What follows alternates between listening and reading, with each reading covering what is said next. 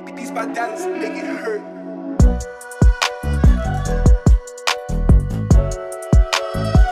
আসসালামু আলাইকুম। বার্তা বৈঠক সংবাদ বুলেটিনে স্বাগত জানাচ্ছি আমি ইয়াসমিন আফরোজ ইভা। প্রথমেই সংবাদ শিরোনাম। ইইউর ২৭ দেশের রাষ্ট্রদূতের সঙ্গে প্রধান উপদেষ্টার বৈঠক আজ। সার্বভৌম দেশের বিরুদ্ধে অপপ্রচার রাষ্ট্রের সার্বভৌমত্ব লঙ্ঘনের শামিল। ভারতীয় আগ্রাসন বাংলাদেশকে অক্টোপাসের মতো আটকে ধরেছে চরমোনাই পীর। ব্যাটিং উইকেটেও কেন ৩০০ পার করতে পারল না বাংলাদেশ। দক্ষিণ কোরিয়ার প্রেসিডেন্টকে গ্রেপ্তারের দাবি জানালো চলচ্চিত্র কর্মীরা। এতক্ষণ শুনছিলেন শিরোনাম, এবার বিস্তারিত। ইইউর ২৭ দেশের রাষ্ট্রদূতের সঙ্গে প্রধান উপদেষ্টার বৈঠক আজ। বাংলাদেশের অন্তর্বর্তীকালীন সরকারের প্রধান উপদেষ্টা ডক্টর মোহাম্মদ ইউনূসের সঙ্গে আজ সোমবার বৈঠকে বসবেন ইউরোপীয় ইউনিয়নের ইইউ ২৭ দেশের রাষ্ট্রদূত। দুপুর ১২টার দিকে এ বৈঠক অনুষ্ঠিত হবে। বৃহস্পতিবার ৫ ডিসেম্বর বিকেলে পররাষ্ট্র মন্ত্রণালয়ে সাপ্তাহিক ব্রিফিংয়ে পররাষ্ট্র মন্ত্রণালয়ের মুখপাত্র মোহাম্মদ রফিকুল আলম এ তথ্য জানান। তিনি জানান, ৯ ডিসেম্বর ঢাকায় প্রধান উপদেষ্টার সঙ্গে ইউরোপীয় ইউনিয়নের ২৭ দেশের রাষ্ট্রদূত এবং ইউরোপীয় ইউনিয়নের রাষ্ট্রদূত সহ মোট ২৮ জন সমবেতভাবে বৈঠক করবেন। এ বৈঠক বাংলাদেশ ও ইইউ এর সম্পর্ক আরও সুসংহত করবে বলে আশা করা হচ্ছে। তিনি জানান, আলোচনায় জলবায়ু পরিবর্তন চ্যালেঞ্জ, রোহিঙ্গা ইস্যু প্রাধান্য পাবে। এছাড়া বাংলাদেশ ও যুক্তরাজ্যের সম্পর্ক নিয়ে খোলামেলা আলোচনা হবে। রফিকুল আলম বলেন, আসন্ন যৌথ সভায় তারা বাংলাদেশের সঙ্গে ইউরোপীয় ইউনিয়নভুক্ত সদস্য রাষ্ট্রসমূহ এবং ইউরোপীয় ইউনিয়নের সঙ্গে দ্বিপাক্ষিক সম্পর্কের সার্বিক পর্যালোচনা, সহযোগিতার নতুন ও সম্ভাবনাময় ক্ষেত্রসমূহ, এলডিসি উত্তরণ, পরবর্তী জিএসপি প্লাস বাণিজ্য সুবিধাদি, জলবায়ু পরিবর্তনের সৃষ্ট অস্তিত্ব সংকট মোকাবিলা, দ্রুত রোহিঙ্গা প্রত্যাবাসন বাস্তবায়ন এবং সর্বোপরি একটি টেকসই ভবিষ্যৎ বিনির্মাণে উভয়ের অঙ্গীকার ও করণীয় সম্পর্কে আলোচনা হবে বলে আশা করছি। সার্বভৌম দেশের বিরুদ্ধে অপপ্রচার রাষ্ট্রের সার্বভৌমত্ব লঙ্ঘনের শামিল। ঢাকায় ভারতীয় হাইকমিশনে স্মারকলিপি দিয়েছে জাতীয়তাবাদী যুবদল, স্বেচ্ছাসেবক দল ও ছাত্রদল। স্মারকলিপিতে বলা হয়েছে, সার্বভৌম কোনো দেশের বিরুদ্ধে অপপ্রচার চালানো রাষ্ট্রের সার্বভৌমত্ব লঙ্ঘনের শামিল। তারা স্মারকলিপি প্রদানকারীরা আশা করেন, বাংলাদেশের বিরুদ্ধে অপপ্রচার ও অপতথ্য বন্ধ করতে ভারত সরকার কার্যকর ব্যবস্থা গ্রহণ করবে। ভারতের আগরতলায় বাংলাদেশের সহকারী হাইকমিশনে হামলা ও উস্কানিমূলক অপপ্রচারের প্রতিবাদে এই স্মারকলিপি দেওয়া হয়। গত রোববার বেলা ১:১টার দিকে ঢাকায় ভারতীয় হাইকমিশনের ২ কর্মকর্তার কাছে স্মারকলিপি দেওয়া হয় বলে গণমাধ্যমকে জানিয়েছেন ছাত্রদলের সভাপতি রাকিবুল ইসলাম। পূর্ব ঘোষিত কর্মসূচির অংশ হিসেবে এর আগে রাজধানীও নয়াপল্টনে জড়ো হন যুবদল, স্বেচ্ছাসেবক দল ও ছাত্রদলের নেতাকর্মীরা। সেখানে সংক্ষিপ্ত সমাবেশের পর বেলা 11:30টার দিকে ভারতীয় হাইকমিশনের উদ্দেশ্যে পদযাত্রা শুরু হয়। দুপুর 12:30টার দিকে পদযাত্রা রামপুরা ব্রিজের কাছে পৌঁছালে পুলিশি বাধার মুখে পড়ে। পরে যুবদল, স্বেচ্ছাসেবক দল ও ছাত্রদলের সভাপতি, সাধারণ সম্পাদকেরা নেতাকর্মীদের সেখানে রেখে ভারতীয় হাইকমিশনে স্মারকলিপি দিয়ে আসেন। ভারতীয় আগ্রাসন বাংলাদেশকে অক্টোপাসের মতো আটকে ধরেছে চরমোনাই পীর।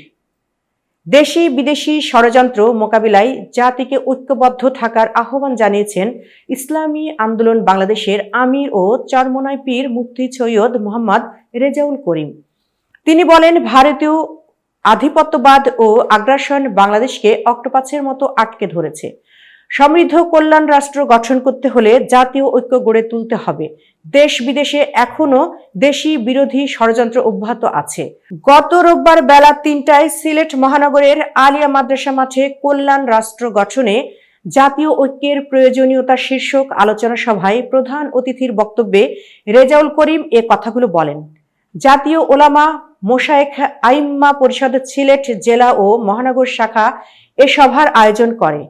৫ আগস্ট শেখ হাসিনা সরকারের পতনের পর আলেম ওলামাদের দায়িত্ব বহুগুণ বেড়ে গেছে মন্তব্য করে মুফতি সৈয়দ মোহাম্মদ রেজাউল করিম বলেন, আলেম ওলামাদের প্রতি মানুষের প্রত্যাশা বেড়েছে।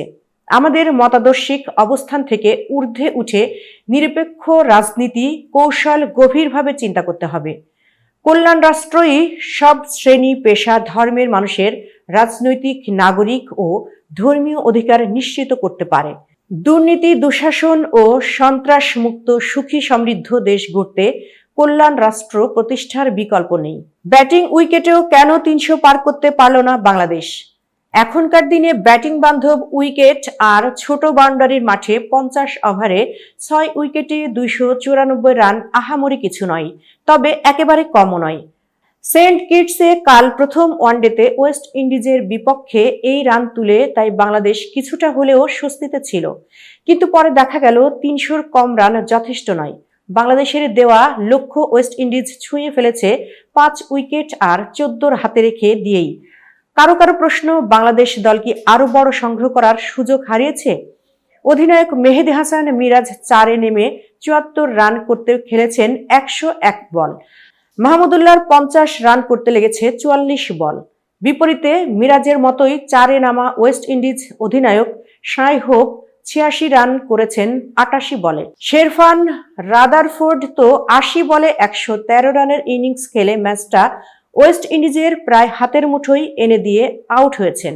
লক্ষ্য তাড়া করতে নামার চাপ মাথায় নিয়ে ক্যারিবীয়রা যদি ভালো স্ট্রাইক রেটে রান করতে পারেন, বাংলাদেশি ব্যাটসম্যানরা আগে ব্যাট করেও কেন পারেনি?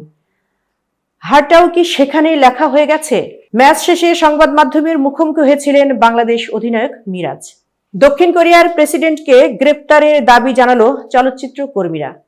সামরিক আইন ঘোষণার জন্য ক্ষমা চেয়েছেন দক্ষিণ কোরিয়ার প্রেসিডেন্ট ইউন সুক ইউল।